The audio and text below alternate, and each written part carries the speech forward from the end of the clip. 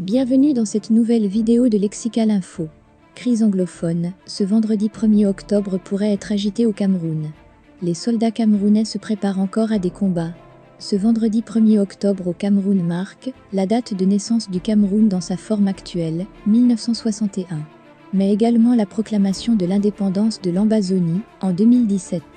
Une république non reconnue, déclarée dans les régions du nord-ouest et du sud-ouest par les sécessionnistes anglophones.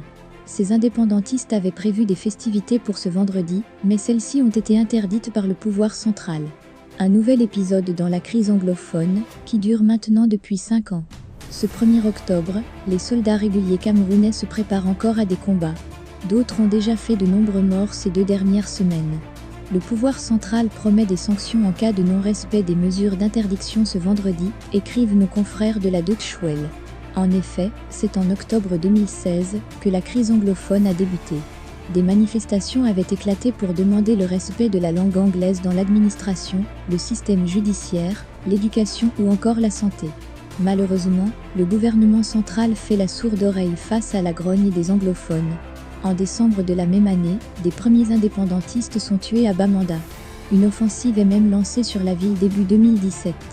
Le grand dialogue national, les séparatistes déclarent l'Ambazonie indépendante le 1er octobre.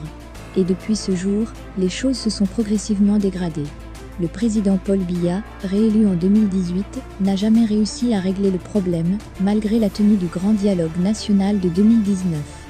Le pouvoir central, tout comme les indépendantistes, sont fréquemment accusés de crimes contre les civils. À cela se sont ajoutés les activités et crimes de Boko Haram.